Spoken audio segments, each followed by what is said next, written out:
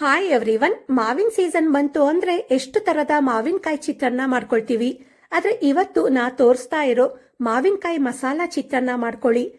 ಖಾರವಾಗಿ ಹುಳಿ ಹುಳಿಯಾಗಿ ಒಳ್ಳೆ ಘಮ, ಟೇಸ್ಟ್ ಅಂತೂ ತುಂಬಾನೇ ಚೆನ್ನಾಗಿರತ್ತೆ. ಬೆಳಗಿನ ತಿಂಡಿಗೆ ಆಗ್ಲಿ, ಊಟಕ್ಕೆ ಆಗ್ಲಿ, ಲಂಚ್ ಬಾಕ್ಸ್ಗೆ ಕಟ್ಕೊಳ್ಳಿಕ್ಕೆ, ಹಾಗೆ ದೂರ ಪ್ರಯಾಣ ಮಾಡೋಬೇಕಾದ್ರೆ ಕಟ್ಕೊಂಡು ಹೋಗ್ಲಿಕ್ಕೆ ತುಂಬಾನೇ ಚೆನ್ನಾಗಿರತ್ತೆ.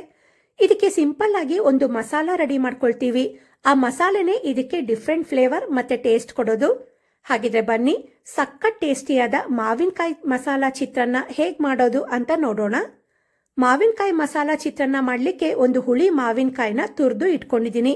ಈ ಮಸಾಲಾ ಚಿತ್ರಾನ್ನಕ್ಕೆ ಆದಷ್ಟು ಹುಳಿ ಮಾವಿನಕಾಯೇ ತಗೊಳ್ಳಿ, ಅವಾಗ ಚಿತ್ರಾನ್ನದ ಟೇಸ್ಟ್ ತುಂಬಾನೇ ಚೆನ್ನಾಗಿರತ್ತೆ. ಈಗ ಮಸಾಲೆ ರೆಡಿ ಮಾಡ್ಕೊಳ್ಳೋಕೆ ಒಂದು ಪ್ಯಾನ್ ನಲ್ಲಿ ಅರ್ಧ ಟೀ ಸ್ಪೂನ್ ಮೆಂತೆ ಕಾಳು, 1 ಟೀ ಸ್ಪೂನ್ ಸಾಸಿವೆ, ಹಾಗೆ 1 ಟೀ ಸ್ಪೂನ್ ಜೀರಿಗೆ ಹಾಕಿ ಚೆನ್ನಾಗಿ ಹುರ್ಕೊಳ್ಬೇಕು.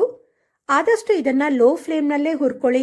ಯಾಕಂದ್ರೆ ಮೆಂತೆ ಕಾಳು, ಸಾಸಿವೆ ಅದನ್ನೆಲ್ಲ ಎಷ್ಟು ಚೆನ್ನಾಗಿ ಹುರ್ಕೊಳ್ತೀವೋ ಒಳ್ಳೆ ಘಮನೂ ಇರತ್ತೆ, ಟೇಸ್ಟ್ ಕೂಡ ತುಂಬಾನೇ ಚೆನ್ನಾಗಿರತ್ತೆ. ಇದನ್ನ ಹುರ್ಕೊಂಡ ನಂತರ ಇದಕ್ಕೆ ಖಾರಕ್ಕೆ ಬೇಕಾದಷ್ಟು ಒಣಮೆಣಸು ಹಾಕಿ ಹುರ್ಕೊಳ್ಳಿ. ಇದಕ್ಕೆ ಒಂದು 6 ರಿಂದ 8 ಒಣಮೆಣಸು ಬೇಕಾಗತ್ತೆ. ಈ ಚಿತ್ರಾನ್ನಕ್ಕೆ ಖಾರ ಇದ್ದಷ್ಟು ರುಚಿ ಜಾಸ್ತಿ. ಈ ಒಣಮೆಣಸು ಗರಿ ಗರಿ ಆಗೋ ತನಕ ಹುರ್ಕೊಳ್ಬೇಕು. ಇದನ್ನೆಲ್ಲ ಹುರ್ಕೊಂಡ ನಂತರ ಇದನ್ನ ಆರಿಸಿ ಒಂದು ಮಿಕ್ಸಿ ಜಾರ್ಗೆ ಹಾಕಿ ಮೊದಲಿಗೆ ಇದನ್ನಷ್ಟೇ ಗ್ರೈಂಡ್ ಮಾಡ್ಕೋಬೇಕು. ನಂತರ ಇದಕ್ಕೆ 4 ರಿಂದ 5 ಟೇಬಲ್ ಸ್ಪೂನ್ ಅಷ್ಟು ತುರಿದಿರೋ ಫ್ರೆಶ್ ಕಾಯಿ ಹಾಕಿ ಇದನ್ನ ಸ್ವಲ್ಪ ತರಿತರಿಯಾಗಿ ಗ್ರೈಂಡ್ ಮಾಡಿ ಇಟ್ಕೊಳ್ಳಿ. ಈಗ ಒಗ್ಗರಣೆ ಮಾಡ್ಕೊಳ್ಳೋಕೆ ಒಂದು ಕಡಾಯಿಯಲ್ಲಿ 5 ರಿಂದ 6 ಟೇಬಲ್ ಸ್ಪೂನ್ ಅಷ್ಟು ಎಣ್ಣೆ ಹಾಕೊಳ್ತಾ ಇದ್ದೀನಿ. ಎಣ್ಣೆ ಕಾದ್ಮೇಲೆ ಇದಕ್ಕೆ 1 ಟೀ ಸ್ಪೂನ್ ಸಾಸಿವೆ ಹಾಕಿ, ಸಾಸಿವೆ ಸಿಡಿಲಿಕ್ಕೆ ಸ್ಟಾರ್ಟ್ ಆಯಿತು ಅಂದ್ರೆ 2 ಟೇಬಲ್ ಸ್ಪೂನ್ ಶೇಂಗಾ ಬೀಜ, 1 ಟೀ ಸ್ಪೂನ್ ಕಡಲೆಬೇಳೆ, 1 ಟೀ ಸ್ಪೂನ್ ಉದ್ದಿನ ಬೇಳೆ ಹಾಕಿ ಚೆನ್ನಾಗಿ ಫ್ರೈ ಮಾಡ್ಕೊಳ್ಳಿ. ನೀವು ಬೇಕಾದ್ರೆ ಶೇಂಗಾ ಬೀಜ, ಕಡಲೆಬೇಳೆ, ಉದ್ದಿನ ಬೇಳೆನ ಹುರಿದು ಸಪ್ರೇಟ್ ಆಗಿ ಎತ್ತಿಟ್ಕೊಂಡು ಚಿತ್ರಾನ್ನ ಕಲ್ಸ್ಕೊಳ್ಬೇಕಾದ್ರೆ ಸೇರಿಸ್ಕೊಳ್ಬಹುದು. ಅವಾಗ ಶೇಂಗಾ ಬೀಜ ಎಲ್ಲ ಕ್ರಿಸ್ಪಿಯಾಗೇ ಇರತ್ತೆ.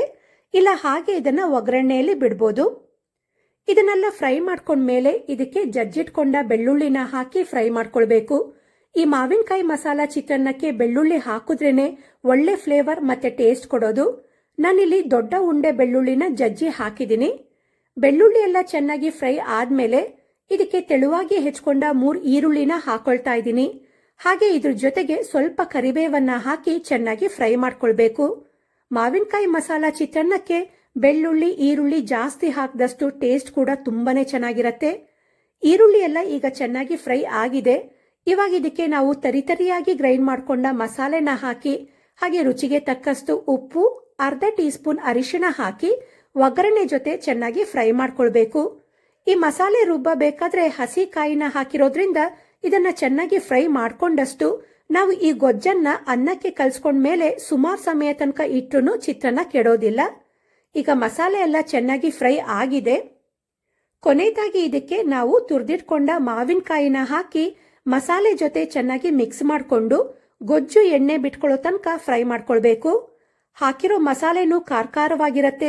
ಇದ್ರ ಜೊತೆಗೆ ಹುಳಿ ಮಾವಿನಕಾಯಿ ಸೇರ್ತು ಅಂದ್ರೆ ಚಿತ್ರಾನ್ನದ ರುಚಿ ಇನ್ನೂ ಹೆಚ್ಚೋದಂತೂ ಗ್ಯಾರಂಟಿ. ಯಾವತ್ತೂ ಈ ರೀತಿ ಮಾವಿನಕಾಯಿ ಮಸಾಲಾ ಚಿತ್ರಾನ್ನ ಮಾಡಿಲ್ಲ ಅಂದ್ರೆ ಖಂಡಿತ ಮಾಡ್ಕೊಳ್ಳಿ, ಎಲ್ಲರಿಗೂ ಇಷ್ಟ ಆಗತ್ತೆ. ಈಗ ಮಾವಿನಕಾಯಿ ಮಸಾಲೆ ಚಿತ್ರಾನ್ನದ ಗೊಜ್ಜು ರೆಡಿಯಾಗಿದೆ. ಈಗ ಈ ಗೊಜ್ಜಿಗೆ ಉದ್ರುದ್ರಾಗಿ ರೆಡಿ ಮಾಡ್ಕೊಂಡ ಅನ್ನನ ಸೇರಿಸ್ಕೊಳ್ಳೋಣ. ಹಾಗೆ ಹೆಚ್ಕೊಂಡ ಕೊತ್ತಂಬರಿ ಸೊಪ್ಪನ್ನ ಸೇರಿಸಿ ಗೊಜ್ಜಿನ ಜೊತೆ ಚೆನ್ನಾಗಿ ಮಿಕ್ಸ್ ಮಾಡ್ಕೊಳ್ಬೇಕು.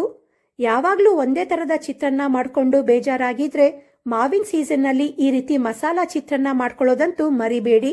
ಹುಳಿ ಹುಳಿಯಾಗಿ, ಖಾರವಾಗಿ, ಜೊತೆಗೆ ಮೆಂತೆ, ಸಾಸಿವೆ, ಜೀರಿಗೆನ ಹುರಿದು ಪೌಡರ್ ಮಾಡಿ ಹಾಕಿರೋದು, ಬೆಳ್ಳುಳ್ಳಿ ಫ್ಲೇವರ್ ಇದೆಲ್ಲದು ಈ ಚಿತ್ರಾನ್ನಕ್ಕೆ ಒಳ್ಳೆ ಟೇಸ್ಟ್ ಕೊಡತ್ತೆ. ಈಗ ಮಾವಿನಕಾಯಿ ಮಸಾಲಾ ಚಿತ್ರಾನ್ನ ರೆಡಿಯಾಗಿದೆ.